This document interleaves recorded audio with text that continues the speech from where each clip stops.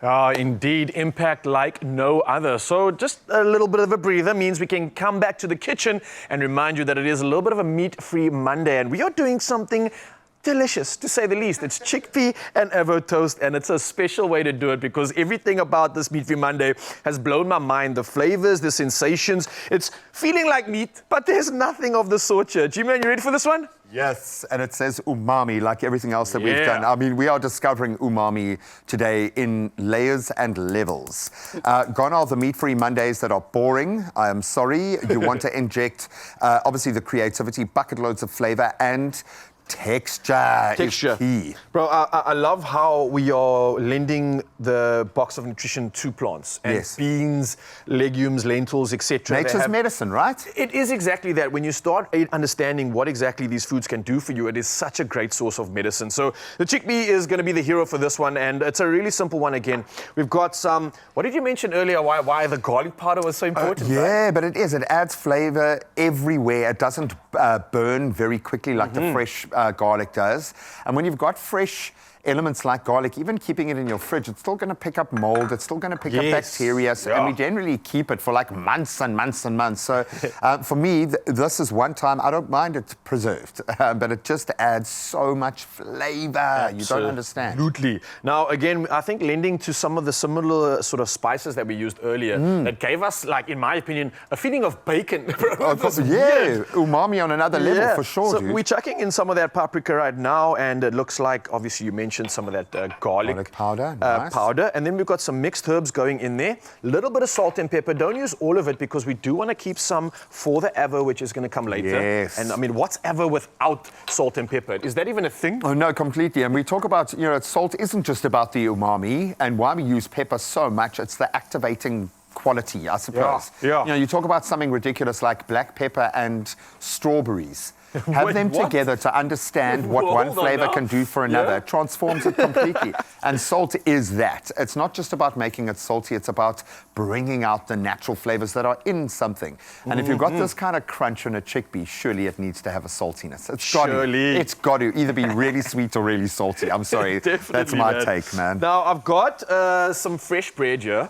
What you can do is really get creative with this. If you want to go toasted, if you want to roast it, if you want to bake the bread, do whatever you need to. Everyone has their preference, right? We've got fresh over here and we've got toasted. So we've got options in case you need it. And again, I think what you could also do is if you do finish the chickpeas in time and you have a little bit of the spices and stuff left that over, oil there. bro, literally take that fresh bread, put it straight in the pan, and then you can get a real great toasting up with the added flavor to it as well. So you won't even need to add anything crazy like butter and stuff because like you're moving into the crostini space like that, or bruschetta almost. Where it's going to soak up all those flavors. And we talk about the flavor development all the time. You've got it there in your pan. It's not about often adding, it's about using what's there. Let those flavors, because then you can have continuity between the end result and the very beginning of that cooking phase. So you've got this beautiful kind of layered journey of flavors.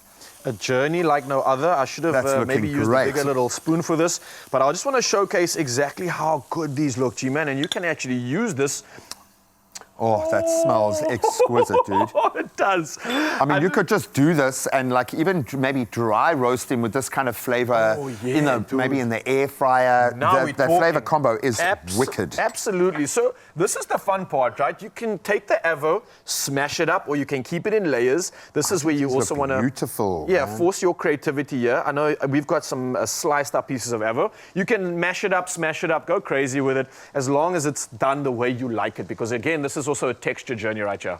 Yeah, I like it sliced when the slices are so pretty. When you've got really good quality avos, which we do in South Africa almost all year round. I know there is a slight price differential from time to time, but they've basically introduced 2 full seasons.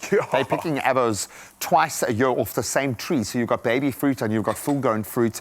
They've engineered because the world demands all of our avos, but we keep almost half of them here in South Africa, our export quality, which means we get the best avos that we we produce here in South Africa. And there is almost as much demand locally as it is internationally for it. So we love our avocado. I didn't know that, man, but you can clearly see why, because it is absolutely delicious. It's a beautiful a fat source and a healthy fat coming from the plant world, coming from the world of fuel and medicine. Exactly. I love that. And then some chickpeas. I like that cross-section, but a bit of a smash always works well with an avo. And it's great to have, I suppose, mixing flavors into the avo as well. Yeah. No one's going to get left behind. I'm just going to pop that off as well. And like I was speaking to you earlier, G, you can kind of see, I didn't get it fully correct, but we've got a little bit of that golden flavor on these slices of bread, like I said. So using the pan just to add some more magic to it. And that's how creative we're getting out here. This is looking good, yeah? It's jam-packed with a kind of spiciness that I think is going to offset the avo beautifully, the creaminess, the texture of it. It's great, it's lekker, it's crunchy. It's a win. It is a win. And it's meat-free, man. And it is meat-free. Yeah, absolutely. I think these recipes this morning have been spectacular. If you're looking for meat-free alternatives, but you still want to have some of the nuances, like G-Man says, of meat, then you've come to the right place. The flavor profiles here are perfect. The texture journey is incredible. And I think if you want to make a memory around food and you don't want to involve meat, then get this on expressoshow.com right now. Can we tuck into this, bro? This isn't coriander, is it? It might be, but go for it. Sneaky. I might, just in case it is, I'm going to take that off. I don't want to let you know. What do you think? Can I let you know this is so good? You spoke about it. Fresh, zesty, giving me summer feels. You want to cool down, but feel like you're filled up at the same time. We have come to the right place. I think I'm going to make this a winner. Oh, what do you think, bro? That's lovely. Beautifully balanced. It's got the crunch, it's got a little bit of heat, which I would actually put more heat in there, I think.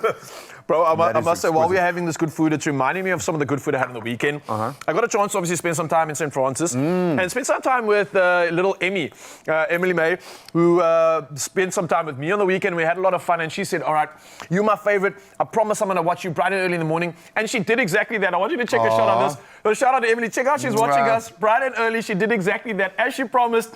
I mean, you're absolutely awesome. Thank you for watching us on your Feel Good Breakfast Show. I hope you enjoyed the morning as well. And shout out to the Ranger as well. That's to Pops for doing some incredible stuff this weekend. We had a lot of fun. Emily, I promise you, if you had actually met me, I would be your favorite.